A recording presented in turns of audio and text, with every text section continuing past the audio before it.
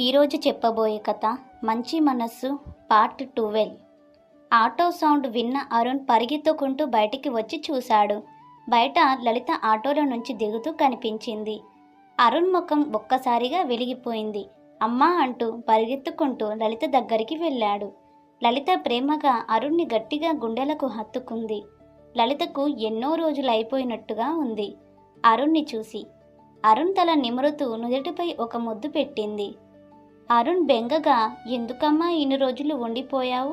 నేను ఎంత భయపడ్డానో నీకు తెలుసా అని అడుగుతాడు. లలిత నవ్వుతూ, సారీ నాన్న, ఈసారి వెళ్ళినప్పుడు నిన్ను తప్పకుండా ఊరికి తీసుకొని వెళ్తాను. చూడు అమ్మమ్మ నీ కోసం ఏం పంపిందో అంటూ చేతిలో ఉన్న బ్యాగ్ వైపు చూపించింది. అరుణ్ కళ్ళు ఆశ్చర్యంతో పెద్దవయ్యాయి. ఏం పంపింది అంటూ లలిత అరుణ్ ఇద్దరు ఇంటి లోపలికి నడుచుకుంటూ వెళ్తారు. సునీత లలితను చూసి ఆందోళనతో, వచ్చావా లలిత, నీ ఆరోగ్యం ఇప్పుడు ఎలాగుంది అని అడుగుతుంది.